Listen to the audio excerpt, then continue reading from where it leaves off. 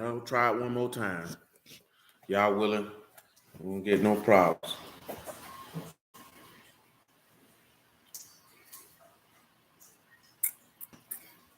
That's that boo. That boo. Yeah, we're gonna try it one more time. God willing, we don't have no problem. I just told her we've been like what's the name like to say? Jason Black. YouTube trying to keep the number down. They're trying to keep our numbers down. You know what's funny? I wonder do they act, and I know they probably do. You know what I'm saying? Slow man, mess with stuff. You know what I'm talking about? But what happening here is the internet is on. It's not cutting off in the house, but it's cutting off on the stream. And then when it reconnects, it's unconnecting, I should say. And then when it reconnects, it's just saying that the connection is unstable, and then it won't reconnect even though the internet rocking. So let's get straight on into it, Mike. Back where we was at, because I done lost my train of thought. Genesis 21:8. Praise you who indeed, Mother Sharon. But one of the brother Ellis put on there, right? You know, set aside people. And that's the part about being a full age. You understand the importance of the separation. You know what I'm saying? Because your God has instructed you in his law. Be you separate because I am separate. Be Kadash because I'm Kadash. Be sanctified because I'm sanctified. I sanctified you from other people that you should be mine. That's what he said. Yes, sir. Praise Yahuwah, bro. You're a soldier for that. You understand? So it's like this here, right? You put yourself in this position. Of all the people in this dispensation of time that Yahuwah could have sanctified for himself, he selected you. There was no reason why he did it. He did it because that was his own prerogative to do so. It was his prerogative to have mercy and compassion upon your soul and set you apart for himself. Why are you trying to be attached to that whom Yahuwah has rejected? You know what I'm saying? And that's what the question that you have to ask yourself. Why are you trying to stay attached to that which Yahuwah has rejected? And it's not just people. It's mindsets. It's places. You know what I'm saying? See, we just focus on the people, but it's not just the people, because it's not the people per se, it's the hearts of the people that you have to remove yourself from. You know what I'm saying? Every person who is not of the word is not necessarily just this downright, supremely evil individual. You know what I'm talking about? It's forfeit their mind. Now, their hearts may be evil towards Yahuwah, but unfortunately, talking about being evil towards others. Because see, that's what some people say. See, these people out here, they love better than this, that, there, and the third, but they ain't got no love for God in them. So the opportunity for them to do something negative to you will always exist because they have nothing to restrain their behavior. There's nothing that they look at in reverence and honor and say, I can't do X, Y, Z. They don't have that. That's why Ishmael had no problem mocking Isaac, because he despised that righteous man. Mocking in this particular instance, of course, is sakak, to laugh, to mock, to play, to make sport of, to make a toy of, as if he was somebody to play with. You know what I'm talking about? Sod, Kot, and Kuf. A lot of people who are not in the word feel like people in the word are somebody to play with. They feel like Yahuwah is to be played with, to be made light of, to jest. That's what I meant the other day when I told you that. It's like I heard the brother mention that, which is the truth, is that people who believe in the word are the only religious group of people who are not offended when their God is characterized in any shape, form, or fashion. You go watch it and seek to be entertained by it and put your children in front of it. And you get any other culture of people. If you was to take the person who they believe to be sent of or of God and characterize them in any fashion that they would be disrespectful, then people gonna riot. You know what I'm talking about? The Buddhists about the only one don't say nothing because they let that slide with that clothing line by slapping that man on them clothes. Didn't care. That tells you how they feel about their deity because they ain't say a word. You know what I'm talking about? Go in any other culture of people and disrespect whom they believe they're not putting their deity in no movie. They ain't making no cartoons of their deity to watch. They find that's disrespect. We don't see that as disrespect. Oh, you gonna go see that new Passion of Christ? You seen Color of the Cross? I got to get these Bible cartoons for the kids to watch. That don't even bother you. You don't even see that this is offensive. That you've taken the Almighty Elohim, who has no beginning and no ending. Do you know what I'm talking about? And regulated him to a pixel. Do you understand how blasphemous that is, man? This man has no beginning or no bump if he black or white. You've regulated the creator of all things, the infinite one, the great one of Yasharal, and made him into a cartoon. Pixels, moving pictures. That's what you have done to him. As a means to be entertained or for learning. That's shameful on our part that we even viewed it that way, that you ain't moved with some type of eye. That you like, hell no, I'm not looking at this. Absolutely not. I'm not participating in this. We don't even look at it that way because you don't have that level of attachment and reverence for this man that you will not tolerate any disrespect. You know what I'm talking about? And that disrespect does not have to be met with violence. You know what I'm talking about? But you just gonna let that be known that this is unacceptable. I will not allow it. Man, don't you know every time we go in the house, man, because I mentioned it because we went in the house today and they had an idol photograph, one of Moses holding 10 commandments. You know, the Last Supper. I hate to call it the Last Supper. You know what I'm talking about? Because it wasn't his last supper. I don't even know why they call it that. You know what I'm talking about? That's asinine because he sat down and ate with him after he resurrected from the dead. So what supper do they call that? You know what I'm talking about? But the Passover before his descension into the earth in order to redeem our souls. You know what I'm talking about? They had that photograph on the wall. Man, that's instantly, man, get this junk up off the wall and throw it in the trash, man. Get this junk up out of here. You know what I'm saying? Every time we go in the house, they got crosses in. Only thing we don't throw away the word of Yahuwah. Just set that on the window sill or set it on the counter in here if you ain't gonna take it with you. Because ain't no word of Yahuwah going in no garbage bag. Oh, I tell them boy, I ain't even got to tell them boy that, but they already, that's known. We don't throw away no book. You see what I'm saying? Set it up on the counter. Somebody come get it. We ain't throwing away no word of Yahuwah ain't going to no land. If it go to a landfill, it won't be by our hands. I tell you that.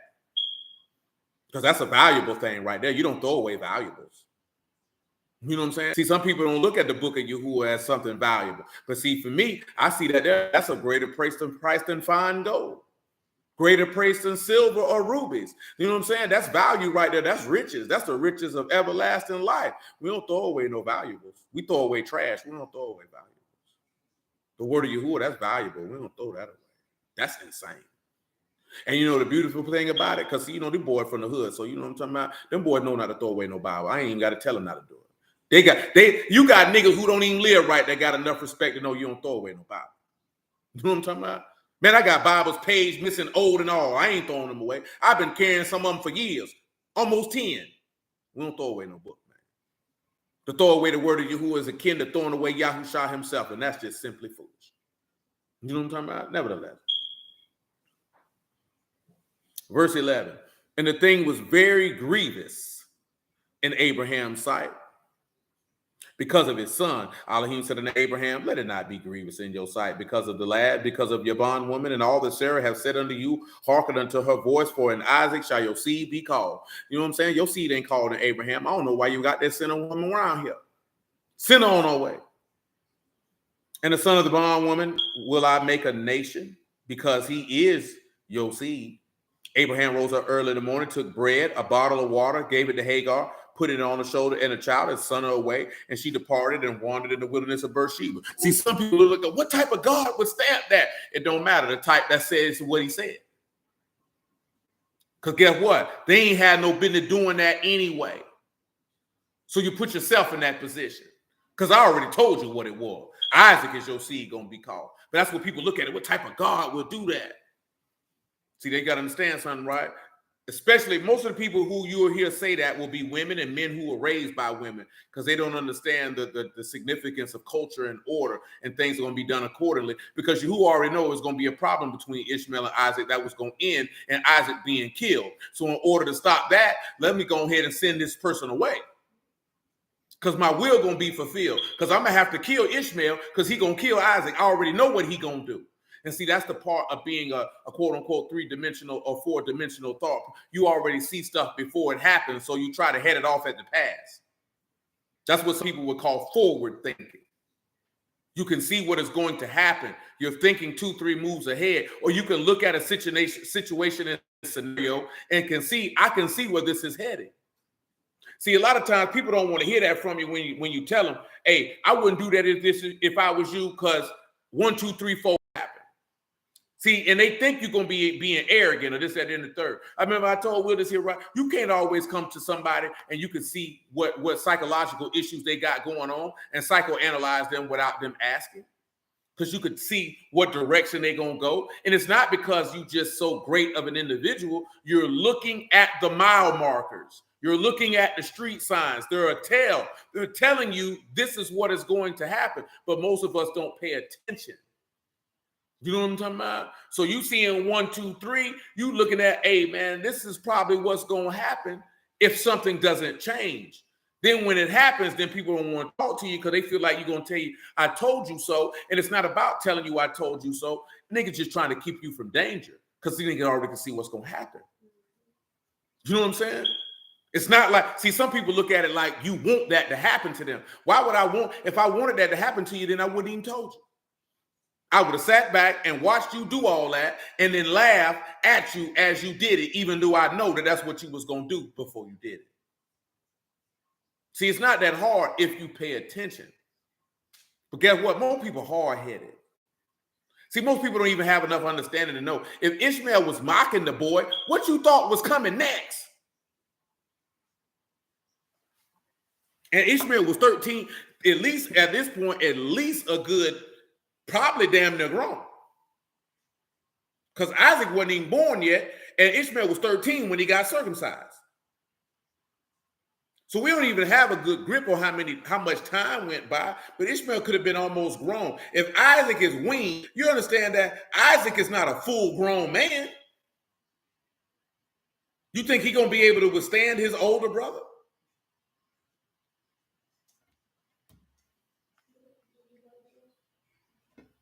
Absolutely. Genesis 21:15. And the water was spent in the bottle, and she cast the child under one of the shrubs. And she went and sat down over against a good way off, as it were a bow shot. For she said, let me not see the death of the child. And she sat over against and lifted up her voice and wept. Elohim heard the voice of the lad, and the Malachim of Elohim called to Hagar out of Shamahim and said unto her, what ail you, Hagar? Fear not, for Elohim have heard your voice, have heard the voice of the lad where he is. Arise, lift up the lad, and hold him in your hand, for I will make him a great nation. Elohim opened her eyes, and she saw a well of water.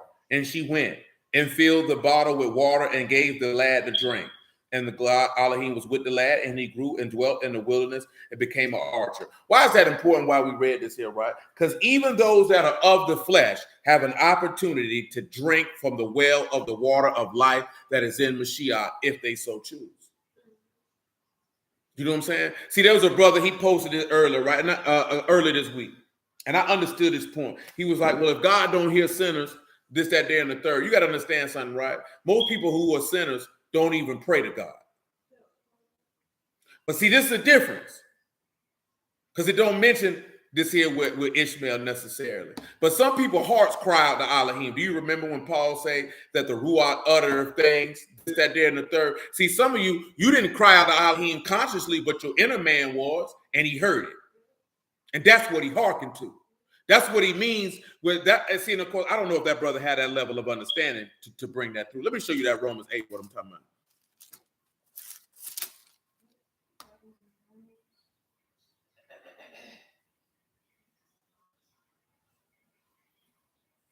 Because see right here, it don't tell you that Ishmael said a word, but he said he heard the lad. Don't tell you that Ishmael said anything. Romans 8.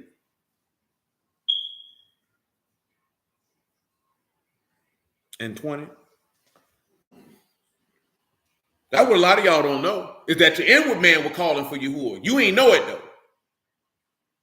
Because the man said what he said. He ain't hearing no prayers of no sinners. You know what I'm talking about? And he said, if you regard iniquity in your heart, he will not hear you. You know what I'm talking about? And he means that. But I think, and I probably, if I was to talk to the man, that's probably what he was probably leaning towards. Your inward man cries. But don't you understand? There's some people inward man who say they believe in Yahuwah and curse this man's soul every day. In the inward man, mouth be full of praise. Understand me? Y'all don't even understand. You know what I'm saying? Mouth be full of it. Hate this man guts.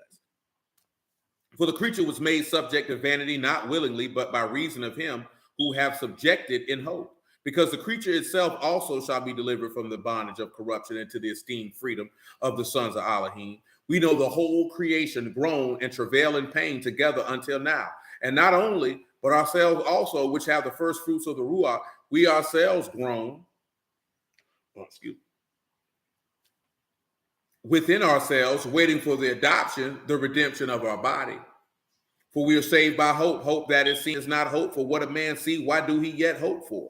And if we hope for that we see not, do we with patience wait for it? Or do we with patience wait for? Likewise, the Ruach also help our infirmities, for we know not what we should pray for as we ought, but the Ruach itself make intercession for us with groanings which can not be uttered. You know what I'm talking about? See, your spirit man utters words that you wouldn't even know. And this man's spirit make intercession on that behalf. And it's many of you.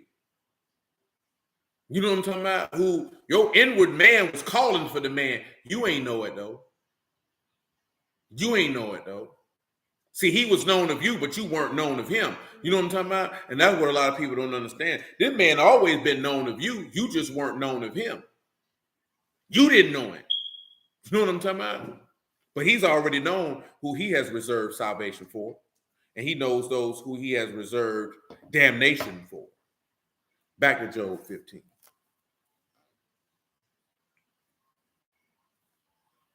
I just want y'all to keep that in mind. We finished in Galatians 4, by the way. I got what I wanted out of that. I didn't want y'all to keep that in mind because he said, who can be clean? That which is born of a woman. And you got to be born of Jerusalem. You got to be born of Mashiach. You know what I'm talking about? That's what you got to be born of. Male and female created he them. Remember, we talked about him giving birth before. We're not running all that back down. You got to be born of him. You know what I'm talking about? That's what's going to make you clean. We in what, Job 15 and 14. I started again. Remember, this Job friend's talking, so he talking reckless. What is man that he should be clean? And born of a woman that he should be righteous?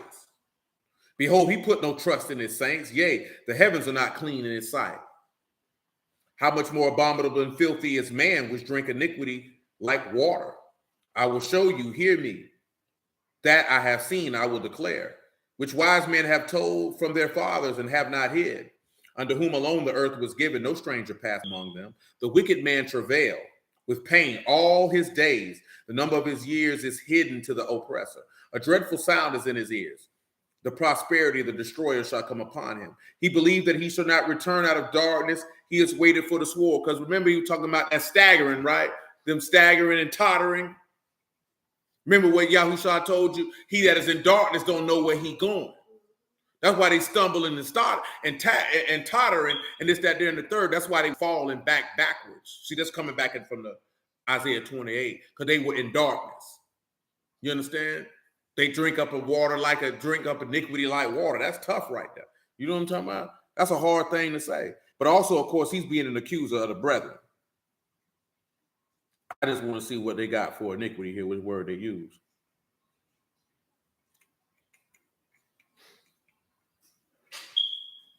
And you got injustice, violent deeds of injustice and wrong. They drink up injustice like water. See, now when we look at injustice, we want to put it into the frame, especially the time that we live in. But injustice in framework of our language is unrighteous acts. You know what I'm saying? It's not necessarily the oppression that we would want to say, like you seen your ancestors deal with in the 40s, 50s, and 60s. You know what I'm saying? Just having an unjust weight and an unjust balance would be considered to be injustice to Yahuwah. Because it's not right. You know what I'm saying? You could be operating now violent deeds of injustice. Now you oppressing. See, that's something different. You know what I'm saying? Which of course they did that to Mashiach. Just understand that many people are going to participate in iniquity. This man say that they're gonna kill you and think they did him service. But niggas don't want to hear that, man. And that's what he said to his apostles. The reason why I said you, because he said, what did he tell them?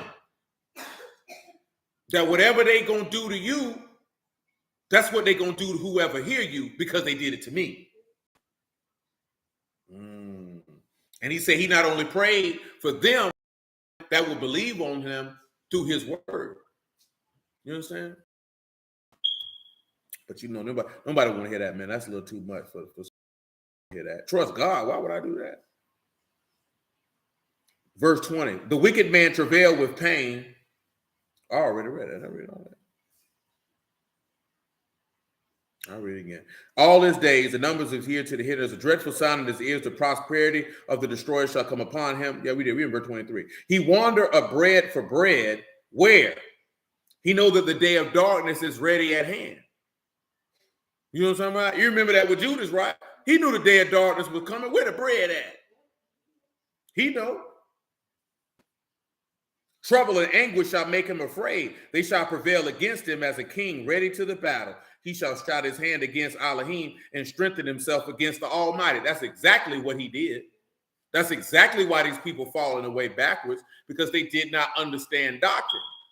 They didn't understand good tidings. Just like Ishmael didn't understand good tidings. That's why he was mocking this man when he became a full age. This is why Yahuwah sent him away.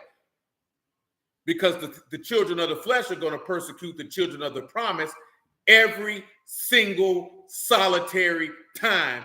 It's too much book for it. We done went through this years ago, and we're not going to go through it in great detail again. But we can sit here and tell you that, whether it's Satan doing it to Adam, because Adam was of the promise. You understand me? Whether it was Cain doing it to Abel. You know what I'm talking about? Whether it was Ham doing it to Noah. The list goes on and on. Whether it was Esau doing it to Jacob. Whether it was Ishmael doing it to Isaac. Whether it was Saul doing it to David. Whether it was Absalom doing it to David. The story does not stop. Those that are of the flesh will always have a problem with those who are of Elohim. The book has told you that from the beginning, because there will be enmity between the woman's seed and the serpent's seed. That's what they say. If it's the woman's seed, the woman ain't got no seed. Boy, she hold the seed. The woman bring forth you. That's why them dudes disgust me in that group when they talk about a woman choose it. She let it. Nigga, that's your seed, boy. You gave her life, nigga, and then you bailing out on life. Nigga, you the scum of the earth, nigga. Any man that can bail out on life is the scum of the earth, nigga. That's why Yahuwah say, if you don't provide for your own, especially they of your own household, you have denied him. Because Yahuwah don't turn his back on life. See, he turned his back on death. That's why he said he got to disannul the covenant with death that you made, because he got to turn his back to that. His eyes are too pure to look upon evil. He couldn't do such a thing. Can't no man say Yahuwah and turn his back on life, the life that he created. Why do you think this man came down in the flesh to deliver you from death? He can't turn his back on life. What type of father you take him for? That's why Yahuwah has a strong disdain for deadbeats. When we talking about deadbeats, turning your back on life, you ain't gonna see no. That's not just and righteous in the eyesight of God, nigga. You don't take care of your seed, nigga. That's life in you, man. Let me tell you something, man. I just seen a clip of a lady trying to push her sons in front of a bus. You know what I'm talking about? And the other things that go along with it. It's already been proven that men are substantially better better parents than the mother. Substantially. Do you know what I'm talking about? This is not even up for debate. This is not up for personal attacks on anybody. We're just dealing with it is what it is, because it's life in the man. The woman is looking to the man for guidance and instruction. So if she has to do it on her own, she's already at a deficit because what the child needs, she needed also. Now they both bereft of it. This is not a winning recipe. But you got these bitter Betty hoes out here. You know what I'm talking about? Pissed off Sally. She's always mad. What does that say? Pissed off Patricia. She always mad. You know what I'm talking about? Angry Allison. That's what they got going on. They want to tell young women that they, you know what I'm saying? And no, that ain't the way to go. You know what I'm saying? The life is in the man has life in him. He gives life. See, you don't allow these people to tell you, you carry the life. You know, that makes you extra special. It does not. It does not. No more than it makes a man extra special because the life is in his loins. That's just the commission that Yahuwah has given to each. And you each have a job to play in bringing esteem to his mighty name by recreating his mighty works. But see, individuals don't want to do that. You know what I'm saying? Like, I ain't gonna lie to you. I'm not shocked if a woman bails out on, like this, like seeing that woman push her kids in front of that bus. That's not shocking to me. To see a woman do. I'd be shocked if a man did it. Men don't usually like this here. Like, I just seen a lady say, what do you do if you're just a single mom and you realize you don't have a life outside of being a wife, you funky hoe? You dog back hoe. You know what I'm talking about? Because if you wanted life, you shouldn't have had kids. You know what I'm talking about? So you want to do X, Y, Z, you don't believe what the serpent done sold. You don't believe what the serpent done sold. You need to go out here and make a way for yourself so you can leave your children unattended so I can devour them. You don't believe what the serpent done sold. But see, don't nobody want to have that conversation. Go be free, baby, and conquer the world and do you. And may you burn in hell at the conclusion. And may your children join you. You know what I'm talking about? Because you have rejected the righteousness of Elohim. See, that sounds wrong. How could somebody say something like that? Because Yahuwah said it. You know what I'm talking about? If you reject him, that's what you deserve. Don't reject it. You know what I'm saying? Don't reject it.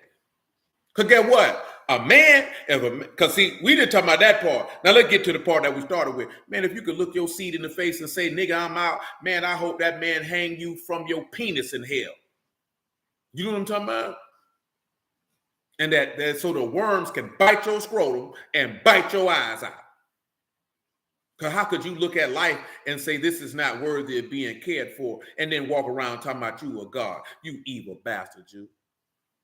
You know what I'm talking about? May you burn in hell as quickly as Yahuwah can get you there.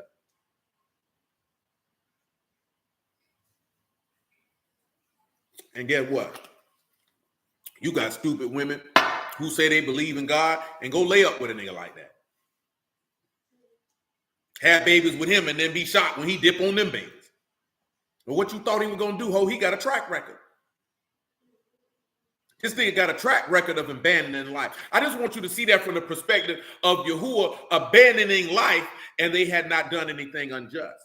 It was without cause. It was, you know what I'm saying? It was like there's nothing that has been done. Because guess what, right? Like we mentioned before, if you don't produce life and then the woman is making it difficult for you to nurture the life, then you should leave. Because that's what Yahuwah did. You wanted to make it difficult for me to nurture these offspring that I allowed you to have. He said, I'm going to go ahead and kill them then. Oh, that didn't get your attention? I'm just going to turn my back on you and then just let you figure this out on your own. Now, see, he wasn't wrong for that. He didn't turn his back on life. They turned his back on him. So I'm not going to let you benefit from me when you are continually disrespecting me and making it difficult for me to cultivate the life that I have produced. I'm not participating in that. I'm going to leave. But if you have not having those problems and you just say, I don't want to cultivate life, nigga, you less than yesterday's trash, nigga. You know what I'm saying? You're a vile and disgusting human being who is not worthy to breathe. You know what I'm talking about? And that's just what it is, man. Man, it's life in you, man. See, we don't look at it that way. You just look at it, oh, I busted a nut, I came, I ejaculated. Well, that's life. That's life in you. That ain't no light matter. You carry life in you. That's why you have a greater responsibility than she has. And that's what we mean when we say we're not looking for a woman for no solutions. We're not looking at the woman for nothing. Ain't no life in her. You give her life. How can the giver of life look at the receiver of life and say you need to do better so everybody can get in line? Nigga, you's a hoe. That don't even make sense. That does not make any sense. Now put that in the aspect of Yahuwah looking at us and saying, see, I could be God better if y'all just obeyed me. That's how that sounds when you do that.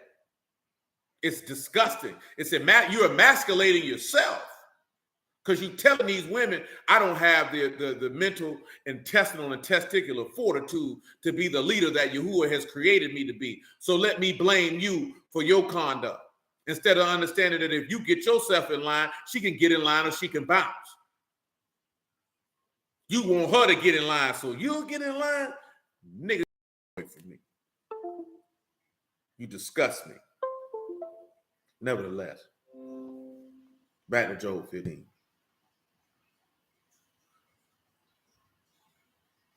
Where I stopped at?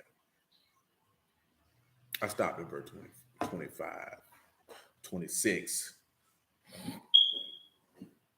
He run up upon him, even on his neck, upon the thick bosses of his bucklers. Bosses here is gav, that's brow, eyebrow, breastworks, mound, back of a man. When you sit back and look at that, ain't Judas ran up on the Lord, gave him a good little kiss? Ain't that what he did? Because he covered his face with his fatness and made collops of fat on his flanks. He dwell in desolate cities and houses which no man inhabited and are ready to become heaps. He shall not be rich, neither shall his substance continue. Neither shall he prolong the perfection thereof upon the earth. He shall not depart out of darkness. The flame shall dry up his branches, and by the breath of his mouth shall he go away. Then he told you he gonna slight the earth with the breath of his nostrils. Let's look at Isaiah 11 and see if that's what he said. See, I thank the Lord, man, because this word is just and true. Man, you ain't got to worry about nothing, man, as long as you rolling with Yahuwah, man, you ain't got to worry about nothing. Things might get a little ugly, things could get a little tight, but at the end of the day, you ain't got to worry about nothing. Yahuwah is a faithful father, man. You understand? See, Yahuwah also the type of father that show you it's more than just about provision. So a lot of things that go into fatherhood is more, it's the instruction. That's why you see that in Proverbs so much. With Solomon telling his sons, listen, you got to remember who his father was, a man after Yahuwah's own heart. Do you understand the type of instruction Solomon received with David being his father and Yahuwah his father? You understand the level of it? That's why you see that so much in Proverbs. Son, hearken to my instruction. Listen to my discipline, boy. Listen to my rebuke. I'm trying to tell you something. It's going to benefit you in the long run. So you don't be out here looking stupid. Like what he told you in Proverbs 5, I hated instruction. I despised all my teachers. He's trying to tell you something to save yourself. You don't want to listen because you think you know more. But you a child. See, this is how you know you a child, because you ain't even got enough sense to discern good and evil and know when wisdom dropped in your lap. That's how you know you a child. You know what I'm talking about? If your first response when somebody giving you good instruction, I'm grown, nigga can't tell me nothing. You just told us you a child in the mind, boy. Because grown men don't talk like that. Grown men soak it up. Even if it's something that he already knew. He ain't got to tell you he already knew that. He ain't got to remunerate, I'm grown, you can't tell. He's not going to do that. That is the thought process of a child. You literally hear children talk like this. And we grown men talking like this. Wondering why you keep running your head up against a brick wall. Man, I thank the Lord, man. We figured that out real quick. But once you done hit your head up against the wall a couple times, that's when you get in, you ought to listen. Especially if somebody taking the time out to tell you something.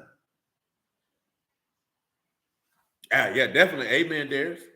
Especially when people don't that's why a lot of people don't even take the time to give people wisdom, because you don't appreciate it, because he already know you're not going to listen. So that's why people don't tell you nothing. Isaiah 11:2 though. Shoot, you can make it one. It ain't going to hurt me. I thank the Lord. Praise the Lord. There shall come forth a rod out of the stem of Jesse, a branch shall grow out of his roots. And the Ruach of Yahuwah shall rest upon him, the Ruach of wisdom, understanding, the Ruach of counsel and might, the Ruach of knowledge and the fear of Yahuwah. And they shall make him a quick understanding in the fear of Yahuwah. He shall not judge after the sight of his eyes, neither reprove after the hearing of his ears. But with righteousness shall he judge the poor and reprove with equity for the meek of the earth. And he shall smite the earth with the rod of his mouth, and with the breath of his lips shall he slay the wicked. Notice what he said, what he would do with the poor. He would judge them. But not only that, but he will reprove with equity for the humble. See, that's something that we read at Isaiah 11, but then we don't pay attention to what he said he would do. Let's look at reprove with equity so you can understand what that means. Reprove in this particular instance is a word that you should know. It is yakah, it is to be chastened, it is to rebuke, among other things. It's multiple meanings, but that's the one that's needed there. And then, of course, equity, which is mishor, level. You understand? Straightness. He's going to correct you in righteousness. He's going to chasten you in a righteous fashion for the humble. The humble are going to be able to. That's why he say, if you can't receive the chastening of Yahuwah, you a bastard. See, this Isaiah 11 is another inkling into that. You're a bastard, because he said that's what he's going to do. But notice he said he's going to kill him with his breath. What is his breath? It is the Ruach. What is that Ruach? It's that word. That very word is what's going to set him on fire. It's that very word, because remember, our Elohim is a consuming fire. It's the very word that's going to set him on fire. So when you come back to Job 15, and you see by the breath of his mouth shall he go away. That's why they're going to go away. Because remember what he told you in in Zechariah 14. He said their eyes will melt away in their sockets. That's when the bruise come in. That's nuclear warfare. There ain't no nuclear warfare, nigga. That's Yahuwah warfare, boy. That's that. Remember, right? What? Hold on. Pause. Let me do it like this here. Let me help you out with a visual. Thank the Lord. When you go read in the book of Acts, when the Ruach fell upon the apostles, how did it describe it? Somebody tell me, how did it describe the Ruach when it fell upon the apostles on the day of Pentecost? How did it describe it? How did it describe how Yahushua would immerse us in the difference of John the Baptist? You give me answers to both, if you so choose. That's right, Mother Sharona. Clothing tongues of fire. You understand me? Clothing tongues of fire. So put that in together, right? The breath, it was akin to fire. You understand me? And he say he gonna slay the wicked with the breath of his lips. You understand me? Seen the same thing in Job, because that word is like a consuming fire. It's gonna burn up whatever coming in his presence. And dudes be around here talking about some nuclear warfare because you too stupid. You can't understand that your God is a flaming fire, so you got to come over so they're going to drop bombs. Man, ain't no dropping no bombs, bro. Yahuwah is the bomb, nigga. He is the nuclear weapon, boy. You done forgot Psalm 75, boy? He put you in his fiery oven? Or you done forgot that the briars and thorns are to be rejected and near unto cursing, to be burned. Oh, you forgot, fearfulness has surprised the unfaithful. Who shall dwell amongst the everlasting burnings? It's not a game. That man got something for these people, man. You know what I'm talking about? But hold on. I'm going to read verse 30, because verse 31 is what we need to sit back and consider. He shall not depart out of the darkness. The flame shall dry up his branches, and by the breath of his mouth shall he go away.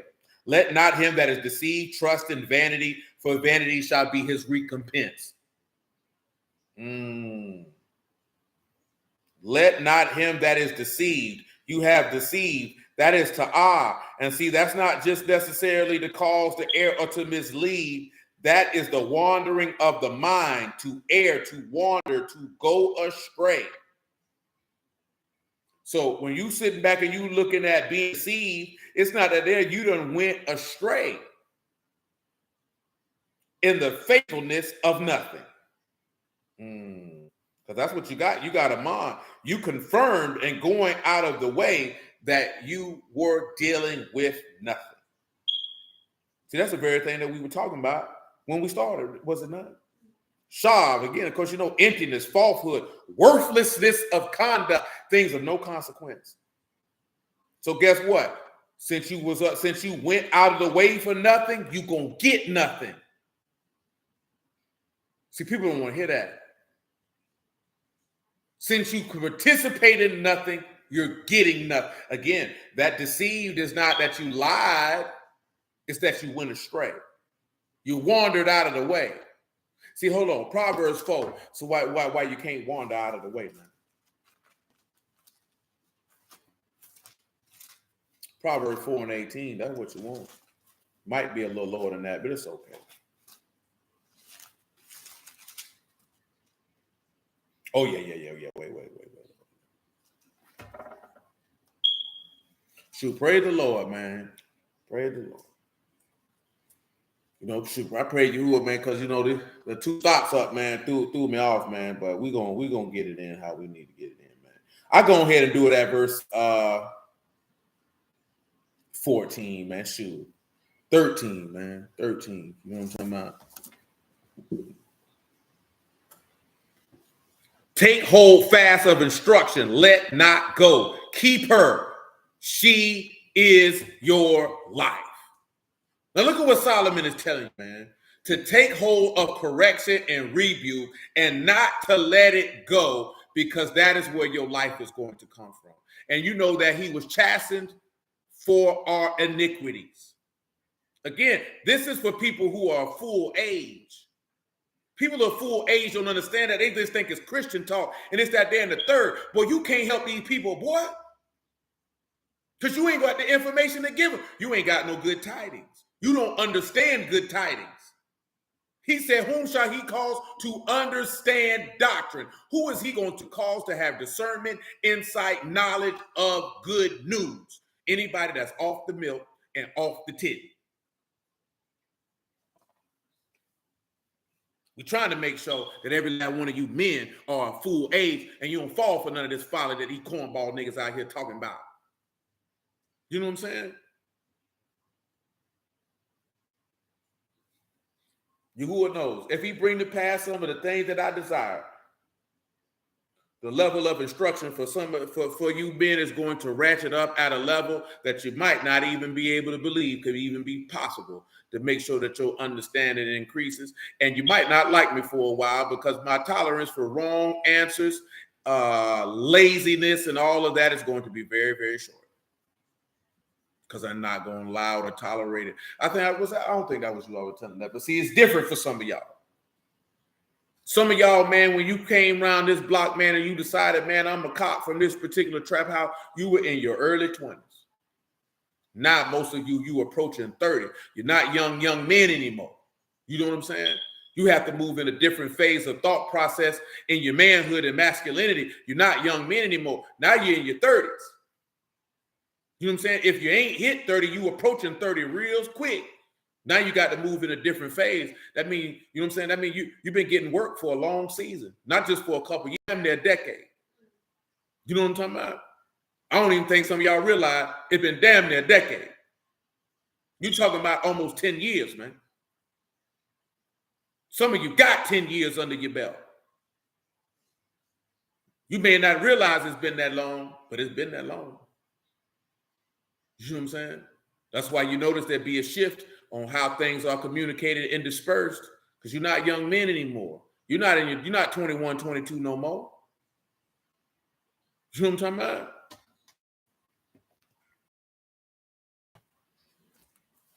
Verse 14, enter not into the path of the wicked and go not in the way of evil. Avoid it, pass not by it, turn from it, pass away. For they sleep not except they done mischief. Their sleep is taken away unless they cause to fall. And see, this is dealing with Mashiach. Remember, they was up at night plotting. You don't remember that in Matthew 26? They was up at night plotting with Judas. What you gonna give me? See, that's what happened when you get led. See, you can get led astray by many a thing. You can get led astray by your lust. You can get led astray by the world. You can get led astray by your children. You can get led astray by your family. You can get led astray by your wife. You can get led astray by your own thoughts. There ain't even got to be no desires. Not even got to be no lust, just your own thoughts.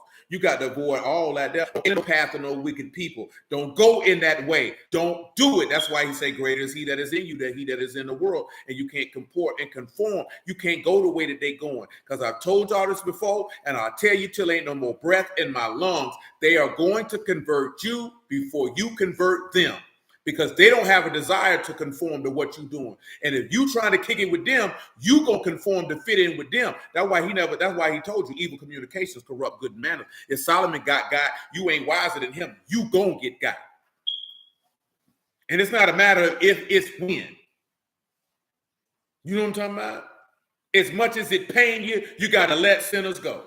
Because they're gonna win you over. You can't have that type of close, intimate interaction with people like that. Because they're gonna persuade you.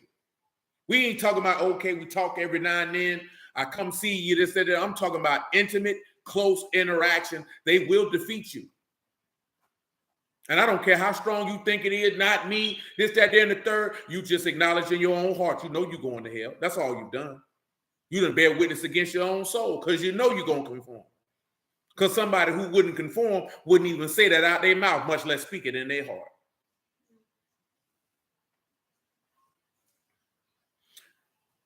Verse 17, for they eat the bread of wickedness and drink the wine of violence. That's what good old Judas did. That's what he meant when he tell you, if you don't discern the Lord's body, you bring damnation on yourself. Because when you actually eating that bread, that's wickedness you doing.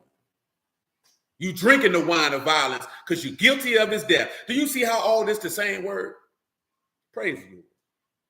For the path of the just is as a shining light that shine more and more unto the perfect day. The way of the wicked is as darkness. They know not at what they stumble. Ain't that what it just said? They fell backwards. They didn't even know where they were stumbling. They didn't even know they would fall. They didn't even understand why. Why? Because they did not understand doctrine. So they weren't weaned from the milk and drawn from the breast. So guess what? Command wasn't with command. And that line or that level or that justness or that righteousness, that wasn't on top of each other. So it wasn't here and there. It was just wickedness for them. And this is all this is getting us to why he had to disannul that covenant with death. Because that's what that verse 9 till you get to 15 is really from verse 1 till you get to verse 15. That's what it's talking about. What these people had going on, they were in agreement with death. So somebody had to get pulled off the titty to be able to give them good news so they could know that I'm going to disannul their covenant with death. But we just be reading passages and think they just passages. This man showing you Yahusha the whole time, and we can't even see it because we don't have eyes to see or ears to hear because we don't have a heart to understand and believe so that we can be healed once we convert because we don't want to change. You want to stay the same. And guess what? If you want to stay the same, you're going to get nothing. That's what you just seen in Job 15. You're going to get nothing. You're going to get nothing because you're confirming that you're out the way in chasing nothing. That's why he said they worship me in vain. That's why he told you, you trust in nothing, you out the way. That's what Matthew 15 is showing you from that Job 15. They were out of the way. And they confirmed that they were out of the way, trusting in nothing. So they were going to get nothing. That ain't no way to live. That ain't what you want. That ain't what you want. I promise it ain't. Verse 20 of Proverbs 4. My son, attend to my words. Incline your ears unto my sayings. Let them not depart from your eyes. Keep them in the midst of your heart. For they are life unto those that find it, and health to all their flesh. Keep your heart with all diligence, for out of it are the issues of life. Put away from you a perverse mouth. Perverse lips put far from you. Let your eyes look right on. Let your eyelids look straight before you. Ponder the path of your feet. Let your ways be established. Turn not to the right hand nor to the left. Remove your foot from evil. That man say, just walk the straight and narrow path, straight gate. That's what he would tell you.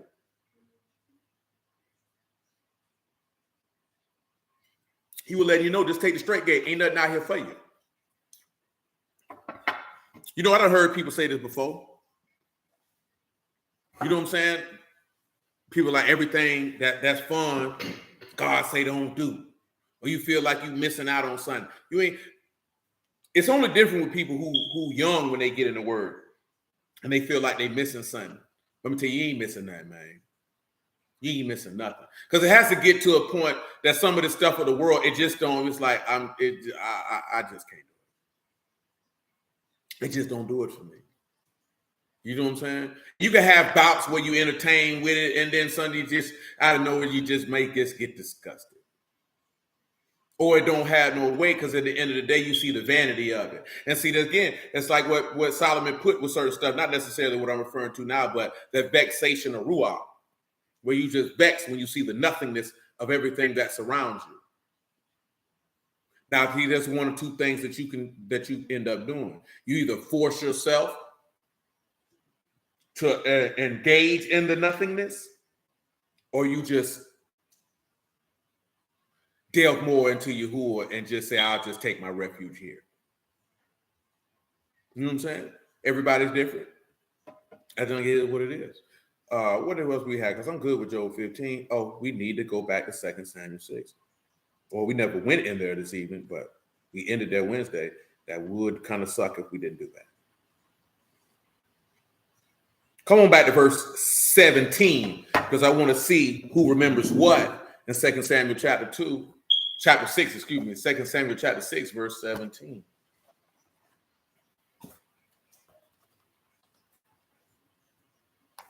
You know, the word of Yahuwah is a beautiful thing. He's given us an opportunity that's not necessarily presented unto all, but yet all have the opportunity to do so, because the call has went out in all the earth for all souls to return. As Paul stated in Acts 17, he winked everywhere at men's ignorance, but now he called men everywhere to repent, to convert, and to return unto the salvation that is contained in the words of the everlasting Elohim. Let his Kadash's name be praised. You understand? See, he didn't let that be known. But see, when the call go out, remember, just like the parable of the marriage supper, everybody don't want to answer the call. But see, if you say you heard his voice, let me tell you something real, right? You can tell who chosen and who ain't. But one thing you can't do is tell somebody if they heard Yahuwah's voice or not. What do I mean when I say that? Not saying that he didn't minister something to their spirit, because that's something totally different. That's a different conversation. What I'm talking about is when he say, my sheep hear my voice and they follow me.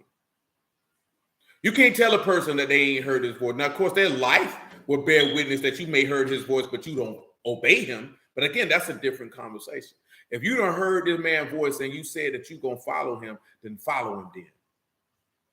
You know what I'm saying? Don't be concerned with this over here. What did we just read? Don't worry about what's on the right hand. Don't worry about what's on the left.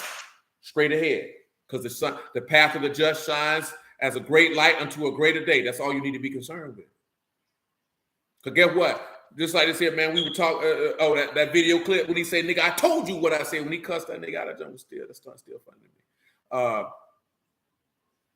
He was talking about the government and America, the economy collapsing. And this is the part I don't be understanding. Niggas who say they believe in the word. Because this same nigga who say believe in the word say he don't see nothing wrong with a man booty hole getting played with. That ain't none of you who will agree with. I wouldn't do it, but the married man don't know. This is stuff that people say. But let me tell you something, man. Any man or woman who feels like or moves or believes or hopes that this God-forsaken kingdom and all the other ones just like it in the earth don't fall is surely not a Yahuwah. Because if you know the word of Elohim, you know that every kingdom on this earth is going to fall. It must.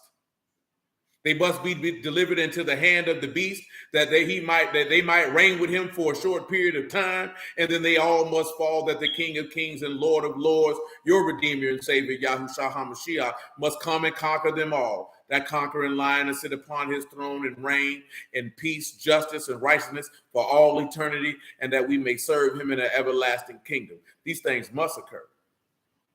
These things must occur. It's not a matter of if it's going to occur. It's a matter when Yahuwah moves it to occur. When the mystery of Elohim is complete, you can guarantee it's going to happen. You know what I'm talking about? I don't care what no bunch of sinners say. What has Yahuwah said? You know what I'm talking about? You know what I'm talking about? He say, what if some don't believe? Does that make the faith of Elohim of none effect? Elohim forbid. Let every Elohim be true and let every man be a liar. Just because some people don't believe don't make this man's word non-effective. give a damn what they got to say. You going to the grave just like I'm going to the grave. So I don't care what you got to say. But Yahuwah gonna do what he do, and he gonna move how he move, and he gonna execute how he execute, and his Friday and Kadash's name will be prayed, and every knee is going to bow unto him, whether by choice or force. But you gonna do it. I'm good in Proverbs 4, aren't I? Because I'm in 2 Samuel chapter 6, verse 17. And they brought the ark of Yahuwah and set it in its place in the midst of the tabernacle that David pitched for it. David offered burnt offerings and peace offerings before Yahuwah. What is a peace offering by definition, brothers and sisters, ladies and gentlemen? What is a peace offering by definition? Amen, Brother Jones. Amen, Brother Reynolds. What is a peace offering by definition, gentlemen?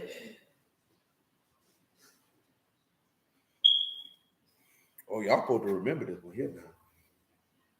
Y'all supposed to remember this one here now. No, sir. No, sir. No, sir. No, sir. Not this time. Not a free gift. Not a free gift.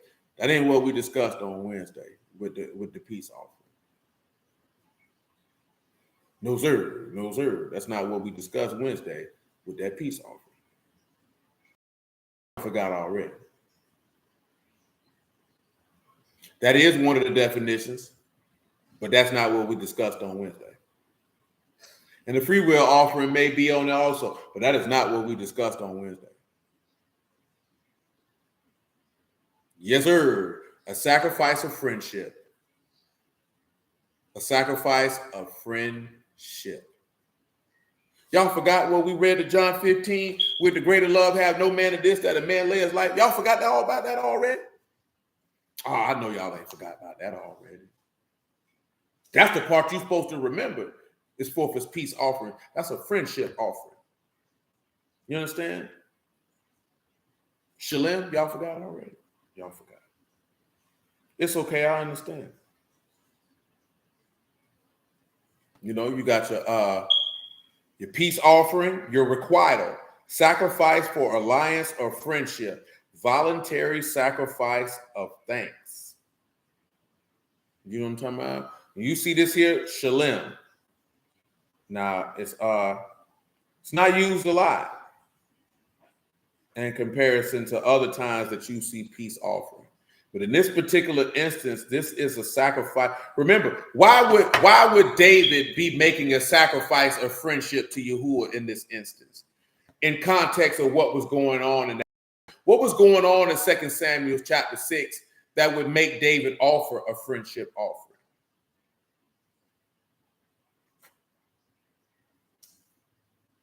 Let me ask y'all that.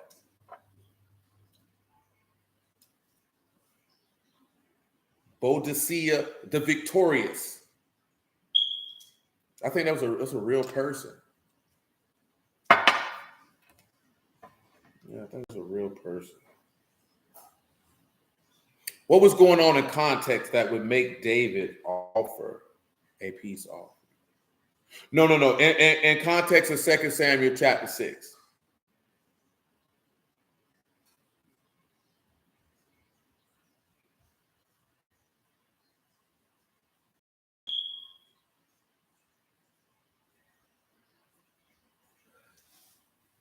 Oh, peace, man. Peace, man.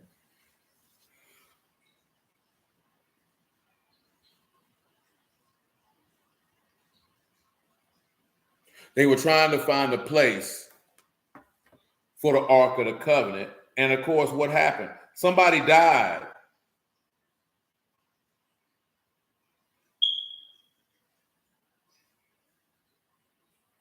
Somebody died because they touched it, because they didn't bring it up after the due order.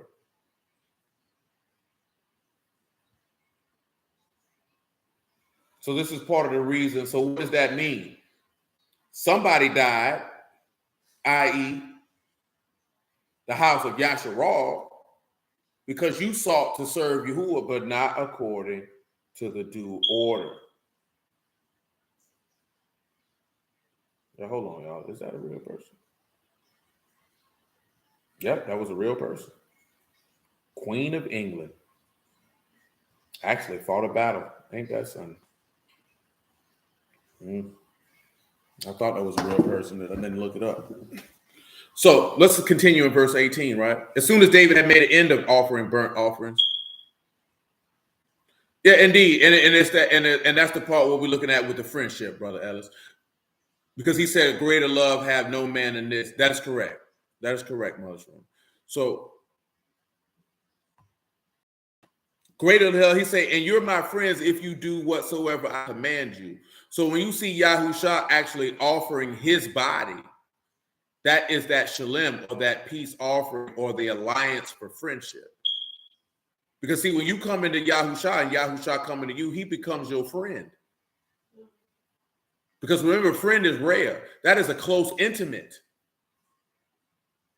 That's where you get into what Mother Serona put in there with Jonathan.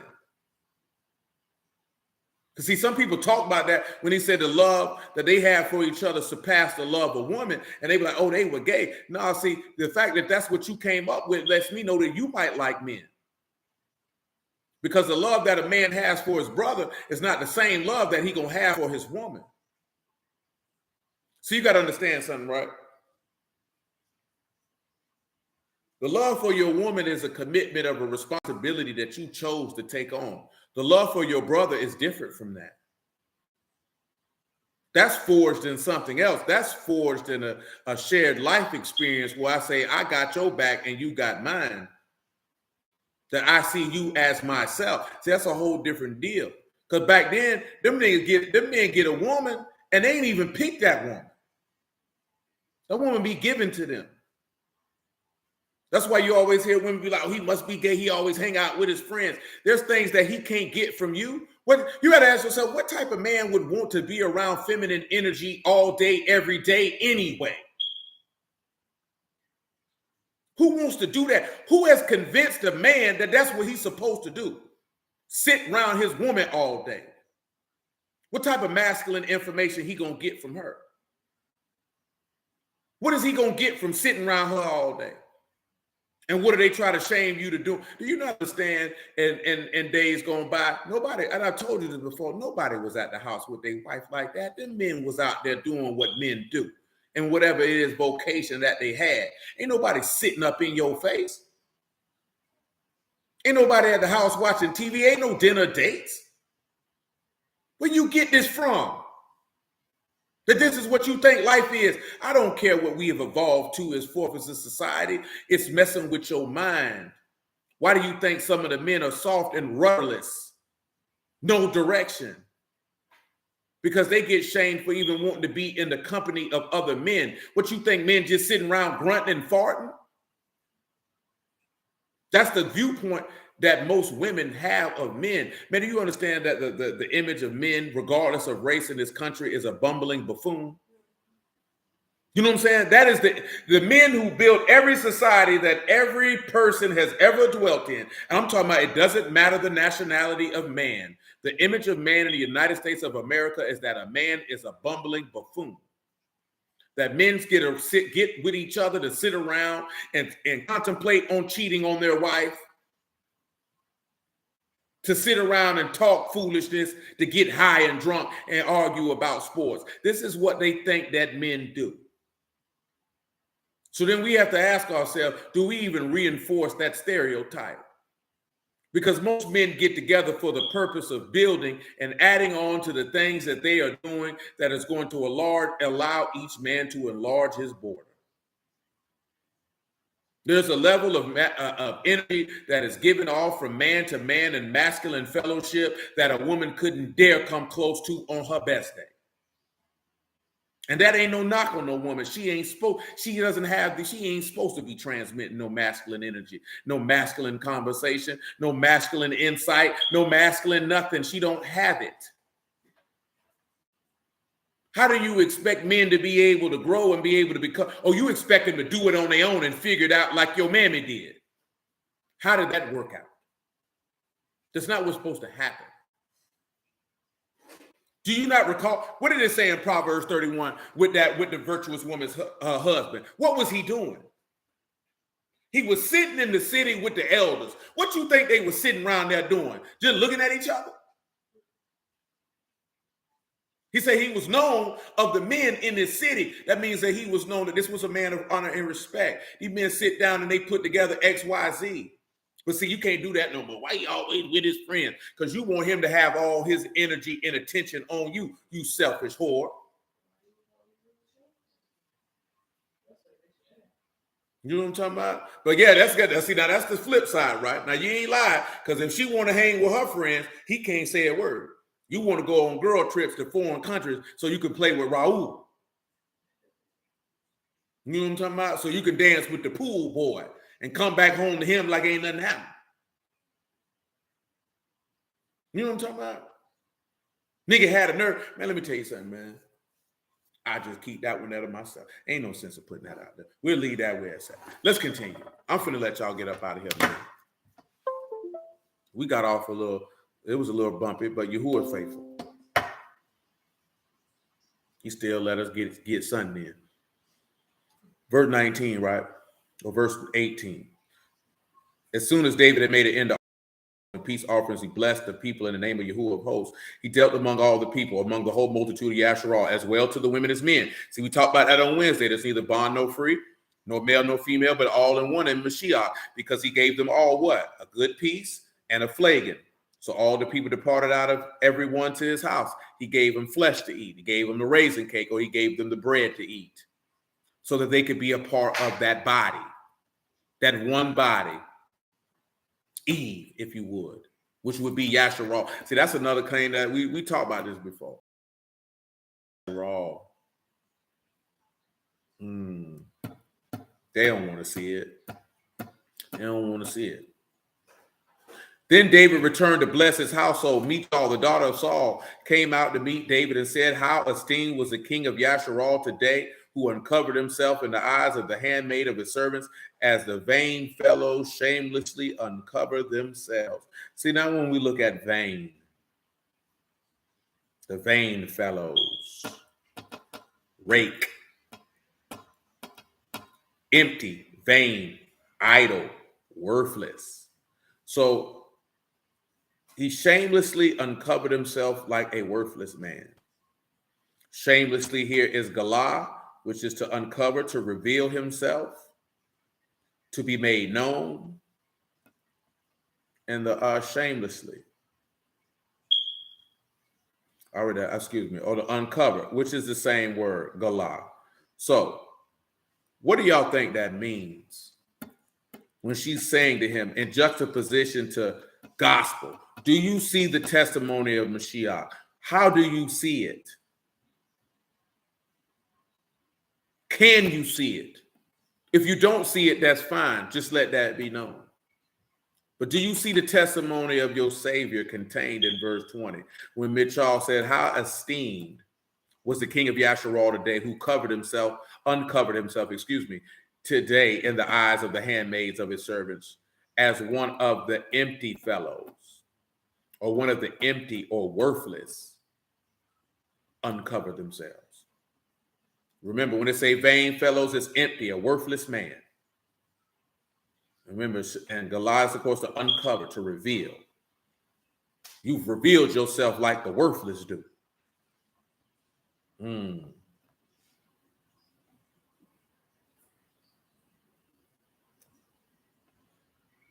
Y'all got something for me? Y'all got any thoughts?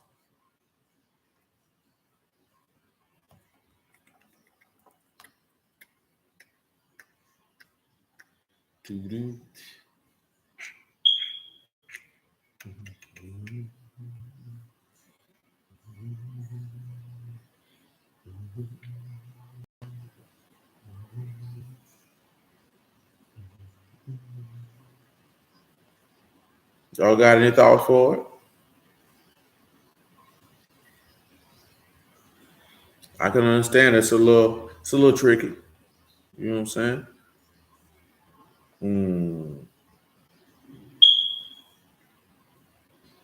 But I think y'all can sort it out. I can dig that, Mother Sharona. I can dig that. I can get down with that. I can get jiggy with that.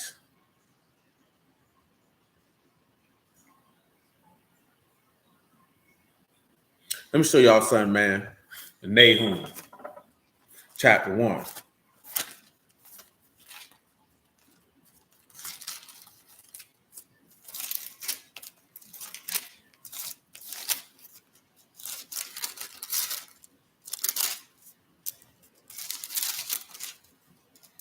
Is it Nahum chapter 1 that I want? It's Nahum chapter 3. Nahum chapter 3. It gets straight on to the point, man. Verse 5. He said, behold, I'm against you, saith Yahuwah of hosts. I will discover your skirts upon your face.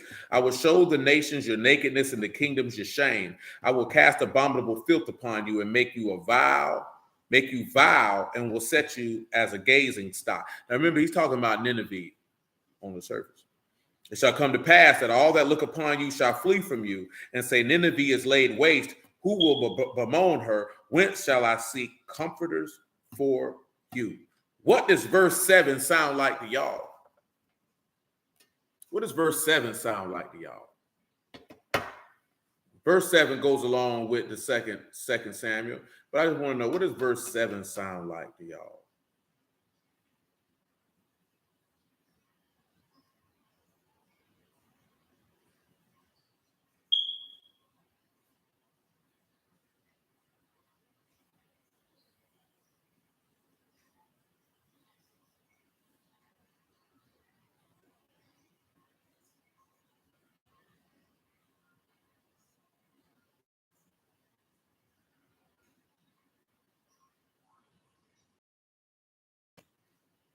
Y'all got something for me?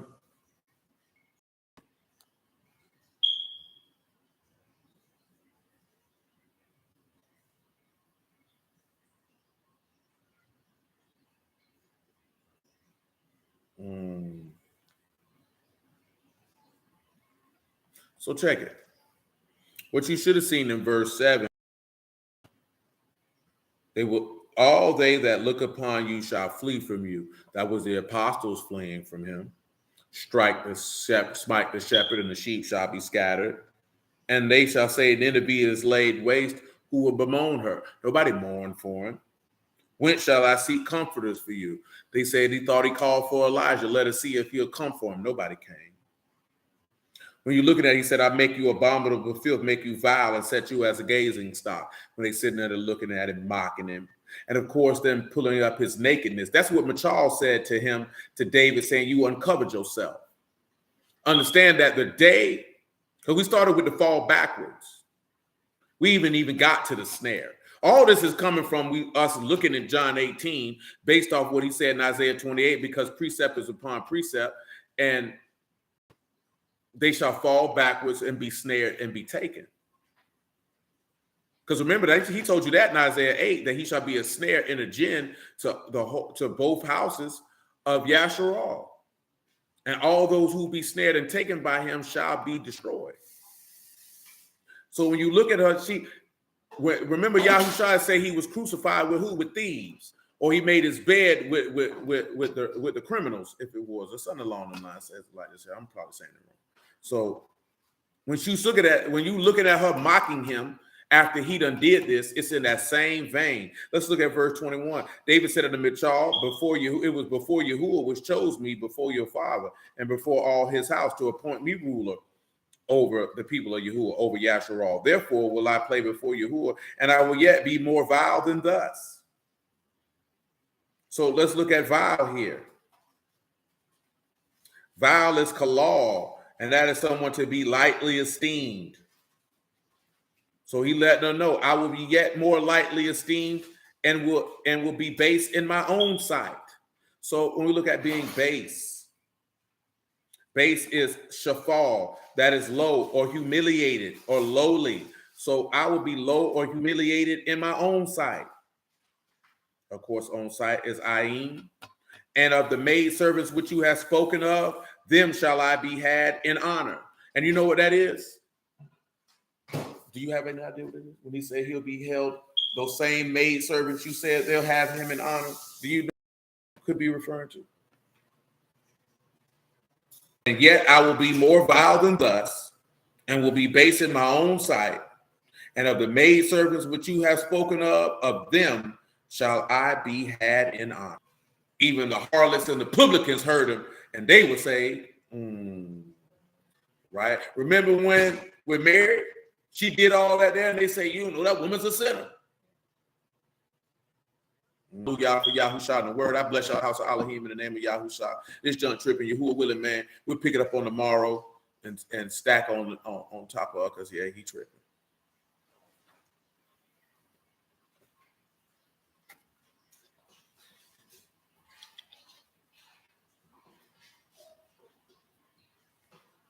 You over there eating oatmeal? Yeah, we're going to just stack on some word, man, on top of some word. We still come back and add more to that there, because Mother Serona hit that with them stripping him out of his clothes and all that there, which allowed him to be uncovered, which allowed him to be vile, and of course, honor had him in honor. That's a whole nother deal. We got more to do, man. We got a whole chapter in Isaiah 28 to do, man. If we're going to do it, we might as well do the whole thing. Again, I bless y'all, the house of Elohim, man. Appreciate y'all, love y'all. You who are willing to the next one. I appreciate y'all patience dealing with whatever Comcast got going on, or whoever we got. I don't know.